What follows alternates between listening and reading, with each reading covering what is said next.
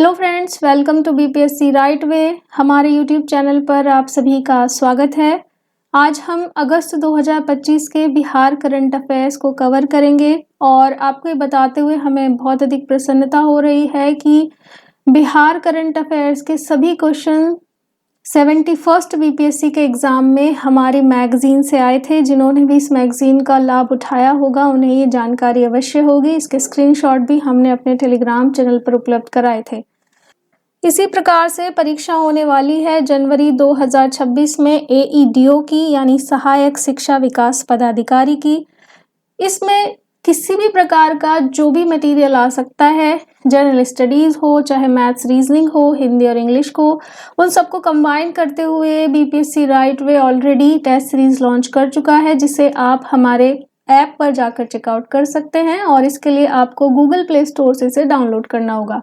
आने वाले समय में हम प्रयास करेंगे कि एईडीओ से संबंधित मैथ्स और हिंदी वगैरह की जो क्लासेस हैं वो यूट्यूब पर आपको प्रोवाइड कराए जाएं। तो ये आपका फीडबैक रहेगा जिसके बेसिस पर हम ये क्लासेस लेकर आएंगे। चलिए शुरू करते हैं आज का वीडियो। देखते हैं पहला प्रश्न। बिहार के किन शिक्षकों को 2025 के राष्ट्रीय शिक्षा पुरस्कार के लिए चुना गया है? और ये रहे आपके ऑप्शंस: कुमारी निधि, दिलीप कुमार और प्रमोद कुमार, सत्यपाल मलिक, दिलीप कुमार और कुमारी निधि, प्रमोद कुमार, कमलेश कुमार और सत्यपाल मलिक, और चौथा है इनमें से कोई नहीं। इस प्रश्न का सही उत्तर है कुमारी निधि, दिलीप कुमार और डॉक्टर प्रमोद कुमार। बिहार के 3 शिक्षकों को 2025 का राष्ट्रीय शिक्षा पुरस्कार दिया जाएगा, जिनमें किशनगंज की कुमारी निधि हैं, सुपौल के दिलीप कुमार हैं और नालंदा के डॉक्टर प्रमोद कुमार हैं। और ये उन्हें 5 सितंबर 2025 को प्रदान किया गया था, यानी शिक्षा दिवस के अवसर पर। अगला प्रश्न है, देश की पहली वंदे भारत स्लीपर ट्रेन किन 2 शहरों के बीच चलाई जाएगी? ऑप्शंस है दिल्ली से लखनऊ, दिल्ली से पटना, मुंबई से अहमदाबाद या चेन्नई से बेंगलुरु। इसका सही उत्तर है ऑप्शन 2। देश की पहली semi high speed Vande Bharat sleeper train है ये, ठीक है, Vande Bharat but sleeper train. ये दिल्ली से पटना के बीच शुरू की जाएगी और ये अपने आप में एक नया स्टैंडर्ड भी स्थापित करेगी। इसकी जो अधिकतम स्पीड है वो 160 किलोमीटर प्रति घंटा है और इसका किराया राजधानी एक्सप्रेस से 10 से 15% अधिक हो सकता है। इसमें डायनामिक फेयर सिस्टम राजधानी की तरह ही लागू होगा। अगला प्रश्न है, बिहार में गिग वर्कर्स यानी जो अस्थायी कामगार होते हैं उनके हितों की सुरक्षा के लिए कौन सा नया कदम उठाया गया है?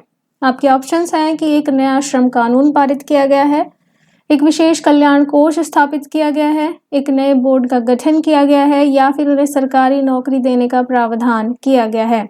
तो गिग वर्कर्स के लिए बिहार में जो नया कदम उठाया गया है वो है एक नए बोर्ड के गठन की स्थापना का, जिसका मुख्य उद्देश्य है जो गिग वर्कर्स होते हैं उनकी रक्षा की जा सके, उनकी हितों की रक्षा की जा सके। इसके लिए इंटरनेशनल जस्टिस मिशन और इंडेक्स एक्शन इनिशिएटिव के साथ 2 MOU पर हस्ताक्षर किए गए हैं। और इस बोर्ड के गठन से संबंधित विधेयक विधानमंडल के मानसून सत्र में भी पारित किया गया था, जो राज्य में अस्थायी कामगारों के लिए एक महत्वपूर्ण कदम साबित होगा। गिग वर्कर्स का अर्थ हुआ जैसे जो डिलीवरी बॉय होते हैं, स्विगी जोमेटो वगैरह में लगे हैं, जिनका जो काम है उसका नेचर बहुत ही अनस्टेबल किस्म का है। हाल ही में बिहार के किस शहर में एशिया रग्बी अंडर 27 चैंपियनशिप का सफल आयोजन किया गया? आपके ऑप्शंस हैं पटना, राजगीर, नालंदा या फिर गया। इसका सही उत्तर राजगीर है। सबको मालूम होना चाहिए राजगीर में जो स्थित है राजगीर अंतर्राष्ट्रीय खेल परिसर, वहां पर 9 से 10 अगस्त तक पहली बार ये हुआ था, ठीक है, पहली बार एशिया रग्बी अंडर 27 चैंपियनशिप की मेजबानी की। यहाँ पर 9 देशों की 16 पुरुष और महिला टीमों ने भाग लिया। जो सबसे इम्पोर्टेंट बात है वो है प्रतियोगिता का शुभंकर क्या था, तो वो था अशोका। इसका अनावरण मुख्यमंत्री नीतीश कुमार ने किया था। यदि हम ये देखें कि पुरुष या महिला में से किसी भारतीय टीम ने इसको जीता, तो भारतीय महिला टीम ने कांस्य पदक जीतकर यहाँ पर उल्लेखनीय प्रदर्शन किया था।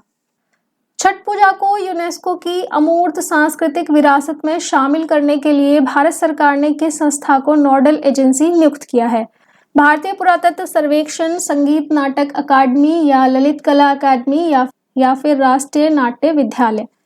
तो इन सभी में से जो उत्तर होगा, देखिए छठ पूजा अभी भी यूनेस्को की अमूर्त सांस्कृतिक विरासत की सूची में शामिल नहीं है, इसलिए कंफ्यूज मत होइएगा। भारत सरकार के संस्कृति मंत्रालय ने बिहार में ये जो छठ पूजा का पर्व मनाया जाता है, जो कि लोक आस्था का बहुत बड़ा महापर्व है, इसको यूनेस्को की अमूर्त सांस्कृतिक विरासत में प्रतिनिधि सूची में शामिल करने की प्रक्रिया शुरू की है और इसके लिए संगीत नाटक अकादमी को नोडल एजेंसी बनाया गया है। तो ये एक शुरुआती चरण है सिर्फ। बिहार सरकार की मुख्यमंत्री महिला रोजगार योजना के तहत महिलाओं को व्यवसाय करने के लिए कितनी राशि की पहली किस्त दी जाएगी? जैसा कि आप लोगों को जानकारी होगी, बिना ऑप्शन देखे ही इसका सही उत्तर है 10,000 रुपये इस योजना के तहत बिहार की महिलाओं को दिए गए और ये प्रत्येक परिवार की एक महिला को किस चीज़ के लिए, रोजगार शुरू करने के लिए ये योजना शुरू की गई थी। और 10,000 रुपये जैसे एक पहली किस्त दे दी गई, उसके 6 महीने के बाद अगर उनकी व्यवसाय की प्रगति अच्छी देखी गई, उसका मूल्यांकन किया गया, तो उसके आवश्यकता अनुसार उसके बाद 2 लाख तक की अतिरिक्त सहायता भी प्रदान की जा सकती है। 52 बूटी कला को बढ़ावा देने में उत्कृष्ट योगदान के लिए बिहार के किस व्यक्ति को राष्ट्रीय हथकरघा पुरस्कार से सम्मानित किया गया? इंपॉर्टेंट प्रश्न है। आपके ऑप्शंस हैं दिलीप कुमार, कमलेश कुमार, प्रमोद कुमार या सत्यपाल मलिक। इसका जो सही उत्तर होगा वो है आपका कमलेश कुमार। नालंदा जिले के ये रहने वाले हैं। राष्ट्रीय हथकरघा पुरस्कार से सम्मानित किया गया है किस चीज़ के लिए? 52 बूटी कला को बढ़ाने के लिए। ये सम्मान उन्हें दिया गया 7 अगस्त को। क्यों? क्योंकि 7 अगस्त को मनाया जाता है राष्ट्रीय हथकरघा दिवस। अगला प्रश्न है, ऑपरेशन सिंदूर के दौरान जम्मू कश्मीर में शहीद हुए बीएसएफ के किस सब इंस्पेक्टर को वीर चक्र से सम्मानित किया गया? तो ये बिहार से थे, इसीलिए प्रश्न बनता है। ऑप्शंस हैं दिलीप कुमार, कमलेश कुमार, मोहम्मद इम्तियाज या इनमें से कोई नहीं। इसका सही उत्तर है मोहम्मद इम्तियाज। जम्मू कश्मीर में उनकी उस समय पर पोस्टिंग थी और ये बीएसएफ में रहे सब इंस्पेक्टर पोस्ट पर। वीर चक्र से इन्हें सम्मानित किया गया। ये सारण जिले के रहने वाले थे। हाल ही में बिहार के किस जिले में लाली पहाड़ी पर संरक्षण कार्य के दौरान एक प्राचीन गंधर्व प्रतिमा मिली है? आपके ऑप्शंस हैं नालंदा, लखीसराय, भोजपुर या फिर गया। तो लाली पहाड़ी कहाँ है? यदि आपको ये पता है तो आपको इसका उत्तर भी पता होगा। लाली पहाड़ी लखीसराय में है। यहाँ पर ही एक पुरातात्विक जो स्थल है लाली पहाड़ी, वहाँ पर एक प्राचीन काले पत्थर की प्रतिमा मिली है। पुरातत्वविदों का मानना है कि यह प्रतिमा गंधर्व की है, जिसे त्रिभंग मुद्रा में दर्शाया गया है। अगला प्रश्न है, बिहार के किस जिले में स्थित दुर्गावती जलाशय में कश्मीर की डल लेक की तर्ज पर हाउस बोट सेवा शुरू की गई? आप सभी लोगों को जानकारी होगी, कश्मीर प्रसिद्ध है डल लेक के लिए और डल लेक प्रसिद्ध है वहां पर जो हाउस बोट होती है उसके लिए। शिकारा राइड्स के लिए प्रसिद्ध है और वहां पर झील में तैरता बाजार है, घर हैं, ये सारी चीजों के लिए। आपको बताना है कि किस जिले में ये दुर्गावती जलाशय में ऐसा होने वाला है। ऑप्शंस है रोहतास, कैमूर, बक्सर या औरंगाबाद। इसका सही उत्तर है आपका ऑप्शन नंबर बी यानी कैमूर, क्योंकि कैमूर में ही स्थित है दुर्गावती जलाशय। इसका उद्घाटन पर्यावरण, वन और जलवायु परिवर्तन मंत्री डॉक्टर सुनील कुमार ने किया था। बिहार में आयोजित होने वाला बिहार म्यूजियम बिनाले किस तरह का आयोजन था? आपको बताना है वार्षिक, द्विवार्षिक, त्रिवार्षिक या पंचवार्षिक। ये जो आयोजन होता है बिहार के अंदर, ये 2 साल में एक बार होता है यानी द्विवार्षिक होता है, जिसका नाम है बिहार म्यूजियम बिनाले। ये बिहार संग्रहालय के स्थापना दिवस के उपलक्ष्य में आयोजित होता है, लेकिन हर साल नहीं होता। साल जो 2 साल गुजर जाने के बाद एक बार होता है, यानी द्विवार्षिक होता है। ये इस बार 7 अगस्त से 31 दिसंबर तक चलेगा। इसमें एशिया, लैटिन अमेरिका और अफ्रीकी देशों के सहित ग्लोबल साउथ के बहुत सारे कलाकार और संस्कृति कर्मी भाग ले रहे हैं। तो इम्पोर्टेंट प्रश्न हो सकता है आपके एग्जाम में भी ये आ सकता है। बिहार के पूर्व राज्यपाल रहे सत्यपाल मलिक, जिनका हाल ही में निधन हो गया, आपको बताना है कि बिहार के अलावा वे किन राज्यों के राज्यपाल के रूप में कार्य कर चुके थे। ऑप्शंस है जम्मू कश्मीर, गोवा और मेघालय। दूसरा है यूपी, महाराष्ट्र और पंजाब। तीसरा है पश्चिम बंगाल, राजस्थान और केरल। और चौथा है उड़ीसा, असम और त्रिपुरा। तो यदि आपने न्यूज़ में कभी भी उन्हें पढ़ा है तो वो जम्मू कश्मीर के राज्यपाल रहे हैं। उनका 79 वर्ष की आयु में निधन हुआ। और वे 4 अक्टूबर 2017 से 2018 तक बिहार के राज्यपाल रहे थे। इसके अलावा वे जम्मू कश्मीर, गोवा और मेघालय के राज्यपाल में भी अपनी सेवाएं उन्होंने दी थी। अगला प्रश्न है, मुख्यमंत्री डिजिटल लाइब्रेरी योजना के तहत प्रत्येक विधानसभा क्षेत्र में क्या स्थापित किया जाएगा? एक नया सरकारी स्कूल, एक डिजिटल लाइब्रेरी, एक कौशल विकास केंद्र या फिर एक प्राथमिक स्वास्थ्य केंद्र? Very simple question. मुख्यमंत्री डिजिटल लाइब्रेरी योजना के तहत हर प्रत्येक विधानसभा क्षेत्र में एक डिजिटल लाइब्रेरी को मंजूरी दी गई है, जिसके तहत लगभग 94 करोड़ रुपए का खर्च भी स्वीकृत किया गया है और राज्य के सभी सरकारी विद्यालयों और अंगीभूत महाविद्यालयों में भी डिजिटल लाइब्रेरी की स्थापना की जाएगी। तो विधानसभा क्षेत्र के अलावा सरकारी विद्यालय और या जो अटैच्ड महाविद्यालय हैं उनमें भी इस तरीके की जो योजना है उसको मंजूरी दी गई है। पटना के गांधी मैदान में आयोजित दिव्य कला मेले का उद्घाटन किसने किया? ऑप्शंस है मुख्यमंत्री नीतीश कुमार, राज्यपाल आरिफ मोहम्मद खान और केंद्रीय मंत्री डॉक्टर वीरेंद्र कुमार, उप मुख्यमंत्री विजय कुमार सिन्हा या फिर सम्राट चौधरी। तो इसका सही उत्तर है राज्यपाल और डॉक्टर वीरेंद्र कुमार, जो कि केंद्रीय मंत्री हैं।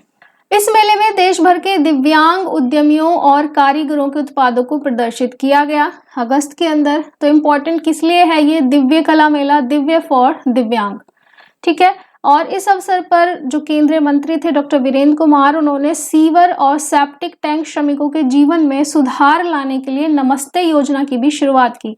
तो ये जो दिव्य कला मेला है आपका 2 वजह से इम्पोर्टेंट हो गया। एक कि दिव्यांग उद्यमियों के लिए प्रदर्शित किया गया, दूसरा यहीं पर नमस्ते योजना शुरू की गई, जो कि किस लिए थी? वे श्रमिक जो सीवर और सेप्टिक टैंक साफ करते हैं उनके जीवन में कैसे सुधार लाया जाए, इस विषय में ये नमस्ते योजना थी।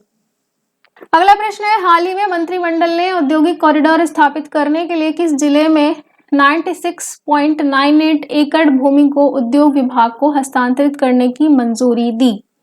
पटना, गोपालगंज, भागलपुर या फिर नालंदा? तो इसका जो सही उत्तर है वो है भागलपुर। राज्य मंत्रिमंडल ने भागलपुर में एक औद्योगिक गलियारा स्थापित करने के लिए गोराडीह अंचल में लगभग 96 एकड़ सरकारी भूमि को उद्योग विभाग को निशुल्क ट्रांसफर करने की मंजूरी दी। जैसा कि आप जानते हैं, कहीं पर भी यदि औद्योगिक परिदृश्य चेंज करना होगा तो वहां पर औद्योगिक कॉरिडोर, इंडस्ट्रियल कॉरिडोर की स्थापना एक अच्छा कदम माना जाता है। इसके अलावा गोपालगंज में भी एक नया औद्योगिक क्षेत्र स्थापित करने की मंजूरी दी गई है। हाल ही में केंद्रीय गृह मंत्री अमित शाह और मुख्यमंत्री नीतीश कुमार ने सीतामढ़ी के पुनौरा धाम में किस मंदिर का शिलान्यास किया था? माता सीता का भव्य मंदिर, भगवान राम का मंदिर, हनुमान मंदिर या शिव मंदिर? इंपॉर्टेंट प्रश्न तो है ही, साथ ही में बहुत आसान है, क्योंकि अगस्त के महीने में अमित शाह ने लगभग 8 अगस्त को सीतामढ़ी जिले के पुनौरा धाम में माता सीता को समर्पित एक भव्य मंदिर के निर्माण का शिलान्यास किया था। केंद्र सरकार के अनुसार इस मंदिर पर और उसके समग्र विकास पर लगभग 890 करोड़ रुपए खर्च किए जाएंगे। बिहार में किन्नर कल्याण बोर्ड का पुनर्गठन किया गया है, इसके अध्यक्ष कौन है? ऑप्शन है मुख्यमंत्री, समाज कल्याण विभाग के मंत्री, मुख्य सचिव या फिर कोई गैर सरकारी सदस्य। बिहार में जो किन्नर कल्याण बोर्ड का पुनर्गठन किया गया है उसे समाज कल्याण विभाग के मंत्री उसके अध्यक्ष होंगे। तो इसका जो स्ट्रक्चर है वो कुछ इस प्रकार से है कि जो इसके अध्यक्ष हैं वो होंगे समाज कल्याण विभाग के मंत्री, जो इस समय पर हैं मदन सहनी। इसके अलावा बोर्ड में 21 विभागों के सचिव होंगे और 7 होंगे आपके गैर सरकारी सदस्य। मुजफ्फरपुर की प्रगति राज ने चौथी राष्ट्रीय सब जूनियर बॉक्सिंग चैंपियनशिप 2025 में कौन सा पदक जीता है? बात हो रही है मुजफ्फरपुर की प्रगति राज की, जिन्होंने चौथी राष्ट्रीय सब जूनियर बॉक्सिंग चैंपियनशिप में कोई पदक जीता है। ऑप्शंस हैं कांस्य, रजत, स्वर्ण या फिर इनमें से कोई नहीं। प्रगति राज ने जीता है स्वर्ण पदक। बहुत ही इंपॉर्टेंट खबर है, किस में जीता है? 4th राष्ट्रीय सब जूनियर बॉक्सिंग चैंपियनशिप में। और ये इंपॉर्टेंट इसलिए क्योंकि ये पहली बार है जब बिहार की किसी बेटी ने बॉक्सिंग में उपलब्धि हासिल की है। इन्होंने हरियाणा की तन्वी को 5-0 से हराकर ऐतिहासिक जीत दर्ज की थी। एक भी गेम ये नहीं हारी और उसके बाद इन्होंने स्वर्ण पदक जीता था। Bihar institute of public administration and rural development यानी बिपार्ड को कौन सा ISO प्रमाण पत्र फिलहाल मिला है? तो ये रहे आपके ऑप्शंस, ISO 9001-2015, 14001-2015 या फिर ISO 27001-2013 या फिर ISO 45001-2018। ये बेसिकली ईयर यहाँ पर लिखा हुआ है साइड में, राइट साइड में। तो इसका जो सही उत्तर है वो है 9001-2015। इसका मतलब क्या है समझ लेते हैं। Bihar institute of public administration and rural development को किसने दिया है ये इंडियन स्टैंडर्ड का खिताब? ये भारतीय रजिस्टर क्वालिटी सिस्टम के द्वारा ये प्रमाण पत्र मिला है जिसका नाम है ISO 9001-2015। ये सम्मान संस्थान की गुणवत्ता प्रबंधन प्रणाली की श्रेष्ठता और वैश्विक मानकों के अनुरूप कार्य करने को मान्यता देता है। ये उनका जो सर्टिफिकेट है ये 10 अगस्त 2028 तक वैलिड रहेगा। बिहार के किस जिले में राज्य का सबसे बड़ा 2400 मेगावाट क्षमता वाला बिजली घर स्थापित किया जाएगा? ऑप्शंस हैं पटना, मुजफ्फरपुर, बक्सर या फिर भागलपुर। तो इसका जो सही उत्तर हो जाएगा वो है भागलपुर। बिहार विद्युत विनियामक आयोग ने भागलपुर के पीरपैंती में बहुत ज्यादा ये खबरों में चल रहा है, इसमें से कहीं पर भी किसी भी एग्जाम में बिहार के क्वेश्चन आ सकता है। तो पीरपैंती जो कि भागलपुर में है, यहाँ पर राज्य का सबसे बड़ा बिजली घर का निर्माण किया जाएगा। इस ऊर्जा संयंत्र में 800 मेगावाट की 3 इकाइयां होंगी, तो टोटल कितना हो गया 2400 मेगावाट। ये परियोजना बिहार की ऊर्जा जरूरतों को पूरा करने में बहुत ही इंपॉर्टेंट रोल निभाने वाली है। अगला प्रश्न है, किस राज्य ने देश का पहला डिजिटल कृषि निदेशालय स्थापित करने का निर्णय लिया है? वेरी वेरी इंपॉर्टेंट, बिकॉज ये देश का पहला होने वाला है डिजिटल कृषि निदेशालय। ऑप्शन से उत्तर प्रदेश, मध्य प्रदेश, बिहार या राजस्थान। ऑब्वियस सी बात है, इसका आंसर है बिहार। सो बिहार करेगा देश के पहले डिजिटल कृषि निदेशालय का स्थापना, जो कि ऐतिहासिक निर्णय है। यह निदेशालय देश का सबसे बड़ा डिजिटल पंजीकरण भी होगा, ध्यान रखिए, जिसमें 2 करोड़ से अधिक किसान पंजीकृत हैं। इसके माध्यम से DBT का जो अनुदान है, जो डायरेक्ट बेनिफिट ट्रांसफर होता है, वो भी किसानों के बैंक खातों में सीधा भेजा जाएगा। हाल ही में बिहार के किस शहर में 12वीं एशिया कप पुरुष हॉकी चैंपियनशिप का आयोजन किया गया? पटना, गया, राजगीर या फिर मुजफ्फरपुर। तो बिहार में इस साल बहुत सारी चीजों के साथ साथ ढेर सारे गेम्स, ढेर सारी स्पोर्ट्स एक्टिविटीज हुई हैं। उन्हीं में से एक है, पहली बार बिहार में हुआ, कहाँ पर? राजगीर में, 12वीं एशिया कप पुरुष हॉकी चैंपियनशिप। एशिया का बात हो रही है, देखिए यहाँ पर, ठीक है ना। और इसका आयोजन कब हुआ? 29 अगस्त से 7 सितंबर तक इसका आयोजन किया गया। इस प्रतियोगिता का शुभंकर किया था चांद। अभी हमने पीछे रग्बी वाली देखी थी, उसका था अशोका और इसका था चांद। और ये जो टूर्नामेंट है एक्चुअल में 2026 में बेल्जियम और नीदरलैंड में होने वाले FIH पुरुष हॉकी विश्व कप के लिए भी क्वालिफायर का भी काम करेगा। तो अपने आप में ना सिर्फ ये चैंपियनशिप थी जो कि एशियाई लेवल पर थी, इसके अलावा इसको जो है ये क्वालिफायर की तरह भी था विश्व कप के लिए, जो कि कहाँ होने वाला है? 2026 में बेल्जियम और नीदरलैंड के अंदर। वेरी वेरी इंपॉर्टेंट प्रश्न, याद रखिएगा अच्छे से। अगला प्रश्न है, बिहार के किस एक्सप्रेसवे को राष्ट्रीय एक्सप्रेसवे 9 का दर्जा मिला है? तो पटना छपरा एक्सप्रेसवे, पटना हाजीपुर, पटना बक्सर एक्सप्रेसवे या पटना पूर्णिया एक्सप्रेसवे। सो NH9 का दर्जा मिला है बिहार के पटना पूर्णिया एक्सप्रेसवे को। केंद्र सरकार ने पटना पूर्णिया एक्सप्रेसवे को NH9 का दर्जा दिया है। ये बिहार का पहला एक्सप्रेसवे होगा जो पूरी तरह से राज्य की सीमाओं के भीतर निर्मित होगा। तो अगर प्रश्न ये बनता है कि कौन सा बिहार का नेशनल हाईवे है जो पूरी तरह से इसी के सीमा के अंदर है, तो दैट इज NH9, और ये पटना और पूर्णिया को आपस में जोड़ता है। अगला प्रश्न है, हाल ही में प्रधानमंत्री नरेंद्र मोदी ने बिहार के किस शहर से 13,000 करोड़ से अधिक की विभिन्न विकास परियोजनाओं का शिलान्यास और लोकार्पण किया? ऑप्शन है पटना, गया, मुजफ्फरपुर या भागलपुर। इसका सही उत्तर है आपका 13,000 करोड़ की योजनाओं का शुभारंभ हुआ गया से। प्रधानमंत्री ने खुद ये किया, और बिजली, रेल, सड़क, स्वास्थ्य, जलापूर्ति जैसी चीजें थी, लेकिन जो इम्पोर्टेंट था वो ये था कि इसी समय पर गया में मोकामा ओटा के बीच गंगा नदी पर बने 6 लेन के पुल का उद्घाटन भी किया गया। ये बहुत अधिक चर्चा में रहा। मोकामा और ओटा के बीच गंगा नदी पर बना है 6 लेन का पुल। इसके अलावा बक्सर के थर्मल पावर प्लांट का भी लोकार्पण प्रधानमंत्री ने किया था। और आज का हमारा आखिरी प्रश्न है, बिहार सरकार ने 6 महीने से अधिक समय तक जेल में रहने वाले JP सेनानियों की पेंशन बढ़ाई है 15,000 से। कितना बढ़ा दिए ये आपको बताना है। 20,000, 25,000, 30,000 या 40,000। तो पहले उनकी पेंशन थी 15,000 किसकी, जेपी सैलानियों की, और अब हो गई है 30,000, यानी डबल कर दी है सीधा सीधा। लोक नायक जयप्रकाश नारायण के नेतृत्व में आंदोलन हुआ था, आपको पता है, और उस समय जो भी लोग जेल गए थे उनको जेपी सेनानी कहा जाता है। उन्हीं की पेंशन अब बढ़ा दी गई है। जिन्होंने 6 महीने से अधिक समय जेल में बिताया था उनकी बेसिकली पेंशन बढ़ाई है 15 से 30,000, और जो 6 महीने तक ही जेल में रहे, यानी 0 से 6 महीने के बीच में, उनकी पेंशन भी डबल हुई है, 7500 से बढ़कर 15,000 हो गई है। तो ये हमारे अगस्त का हमने आपको रिवाइज करा दिया। इसी तरीके से सितंबर और अक्टूबर का भी हम रिवाइज कराएंगे। बीपीएससी राइट वे के बिहार करंट अफेयर्स के फेमस होने का कारण यही है कि हमारी टीम दिन प्रतिदिन की घटनाओं से केवल एग्जाम से रिलेटेड पॉइंट्स ही आपके लिए ढूंढ कर लाती है। इसका सफल प्रमाण इस बार के एग्जाम में आपको देखने को मिला होगा। कोई ऐसा सिंगल प्रश्न नहीं था बिहार करंट अफेयर्स का जो हमारी मैगजीन से ना आया हो। तो बहुत मेहनत कर रहे हैं हम लोग। प्लीज़ अपना सपोर्ट बनाए रखिए, अपना फीडबैक दीजिए, और उसी के अकॉर्डिंगली एईडीओ से रिलेटेड जो क्लासेस हैं वो हम कराने की पूरी कोशिश करेंगे। So please support. Thank you. And जिन्होंने अभी तक हमें सब्सक्राइब नहीं किया है वो इस चैनल को सब्सक्राइब कर लें, लाइक करें और नोटिफिकेशन बेल आइकन को ज़रूर दबाएं। फिर मिलते हैं आपसे अगले वीडियो में। Thank you.